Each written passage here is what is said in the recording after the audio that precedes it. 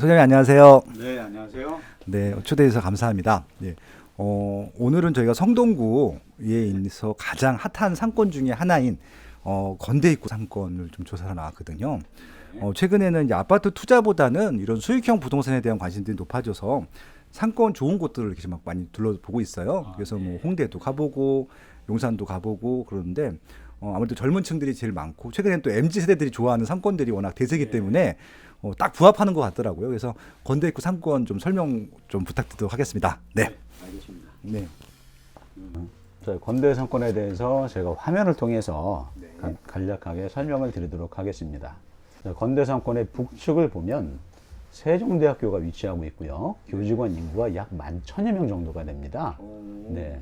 동측으로는 건국대학교 약 22,000명 정도의 인원이 상주하고 있고요. 건대병원까지 있어서 상권에 많은 도움을 주고 있습니다. 자, 이 남측으로 바라보면 롯데백화점, 스타시티가 하나의 또 다른 상권을 이루고 있고, 건대역 남측 좌측편에 보면 자양사동 주거 인구들이 뒷받침되고 있으며, 서측을 보시면 성수동 중공업 지역, 너무 핫한 지역이죠. 최근에는 지식산업센터들이 입점해서 아주 성황리에 영업을 하고 있는 상권이기도 합니다. 이런 동서남북의 배우지를 두고 가운데는 사각형 블록 안에 화양동 건대상권이 자리하고 있습니다. 자, 이 상권에 대해서 제 나름대로 근무를 하면서 좀 분리해서 관리하고 있는데 그 방식대로 잠시 설명을 드리겠습니다. 자, 먼저 어린이대공원역 상권이 있고요. 대공원역과 건대역을 따라서 내려오면서 형성되어 있는 대로변 상권. 이 대로변 상권은 기존에는 건대 입구역까지만 상권이 되어 있었는데, 최근에 보시면 건대 입구역 5번 출구 남쪽으로 자이엘라, 더 라움, 호반 서밋 이런 주상복합 아파트, 오피스텔 이런 것들이 일부는 입주가 되고 있고 일부는 건축을 하고 있어서 상권 활성화에 많은 도움이 될 것으로 보여지는 곳입니다. 이런 대로변 상권이 있고, 세 번째로서는 건대 먹자 상권, 여러분들이 가장 잘 아시는 부분인데 여기에 들어가 있고 상권에 대해서는 잠시 후에 다시 설명을 드리겠습니다. 다음으로는 여기 자양동 로데오 상권이 있고요.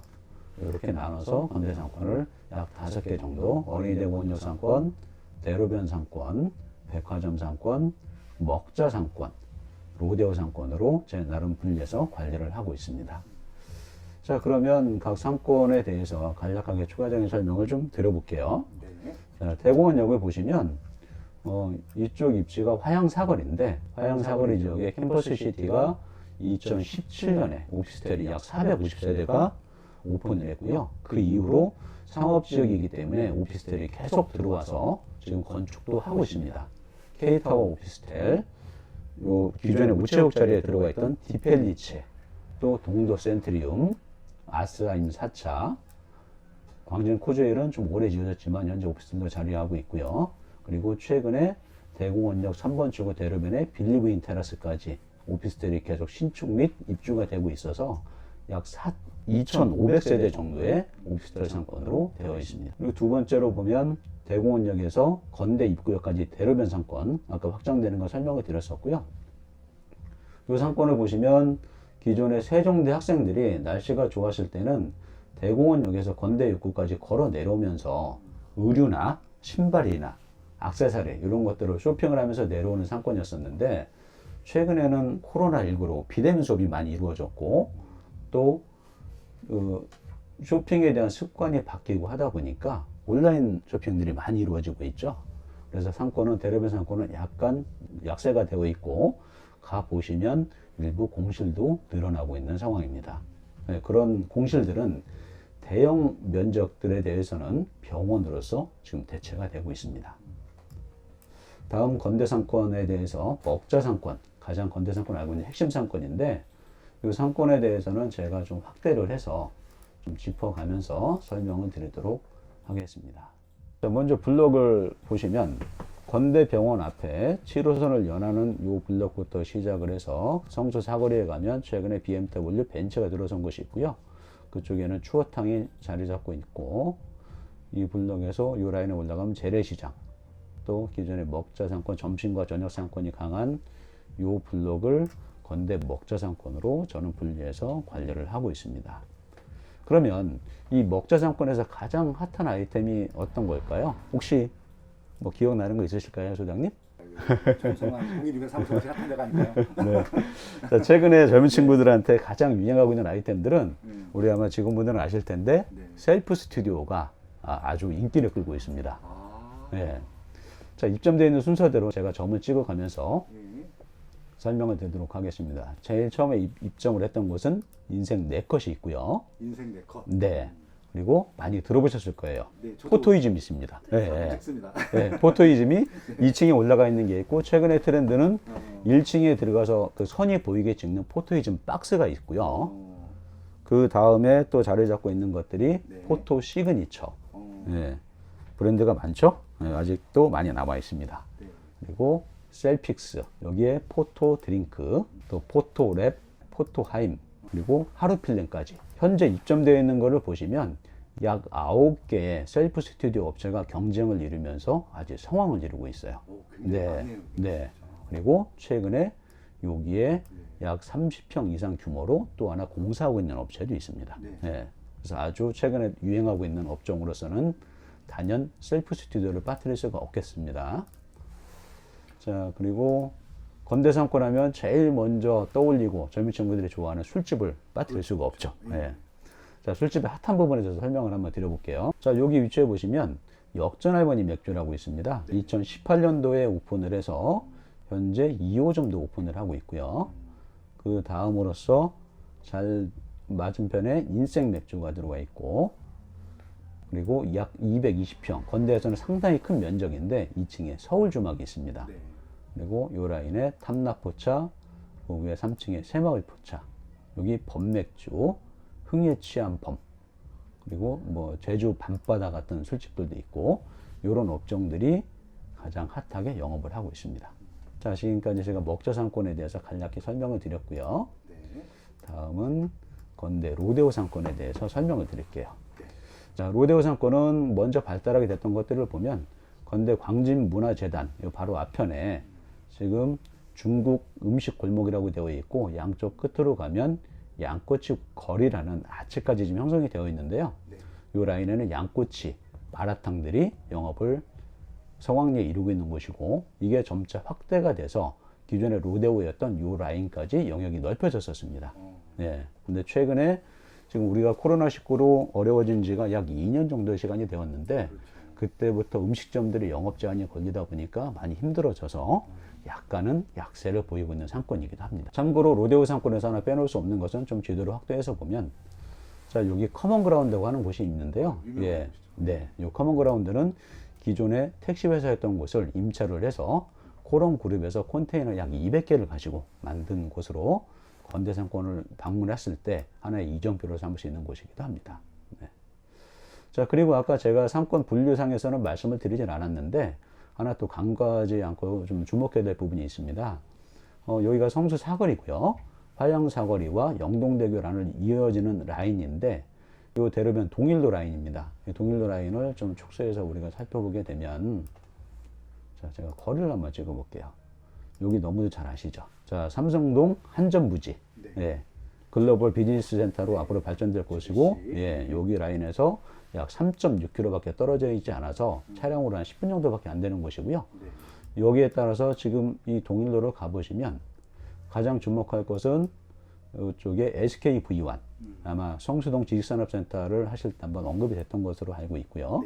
예, 여기 생각공장 이런 것들이 발달되어 있고, 기존에 근생 위주였던 이런 건물들이 근린생활시설을 말씀드리는 겁니다.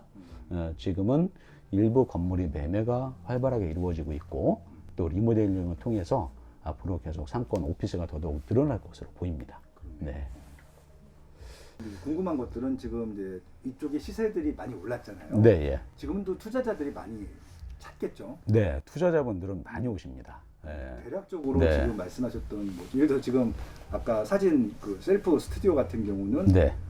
한 몇 평 정도에 어느 정도 돈을 들여서 투자들이 네. 있나요? 보통 이제 셀프 스튜디오가 처음에 들어왔을 때는 전용 면적을 기준했을 때 네네. 8평에서 10평 정도를 찾으셨었는데 네네. 그때 당시 임대료는 약 200에서 300 정도 사이를 제일 많이 찾으셨었고요. 네네. 근데 최근에는 이제 후발주자들이 들어오다 보니까 최근에 들어온 업체들은 조금 더 경쟁력을 가지기 위해서 네. 매장 면적을 실면적 기준에서 15평에서 약 20평 정도를 선호를 하고 있습니다. 대형이네요. 네.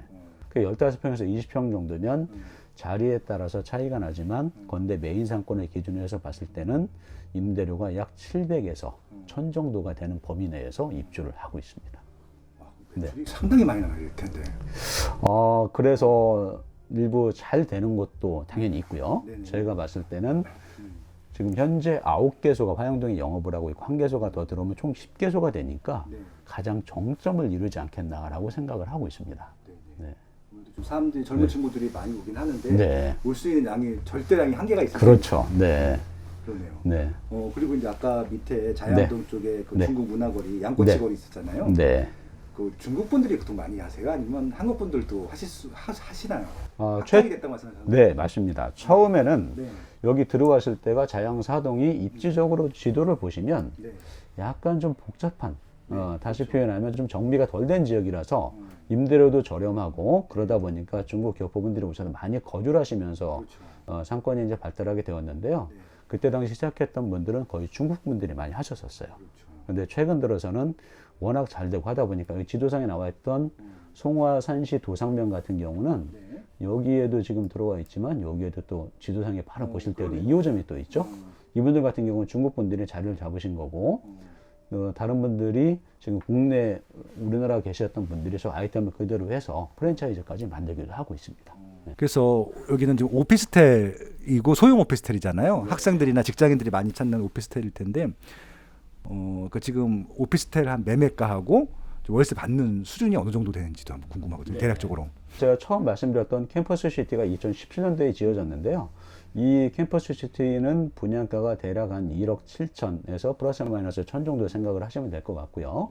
임대료 수준은 약 60에서 플러스 마이너스 5만 원 정도. 예. 상대적으로 조금 입지가 떨어져 있다는 단점이 있고요. 네. 최근에 입주를 하고 있는 빌리브 인테러스 같은 경우 보면 분양가가 약 3억 2억 8천부터 시작해서 3억 한 2천대까지 좀 분포가 되어 있습니다. 네. 그리고 지금 임대가는 한 100만 원 정도로 생각을 하시는데 실제적으로 손님들 입장에서는 그거보다 조금 더 낮기를 희망을 하고 있어요. 네. 네.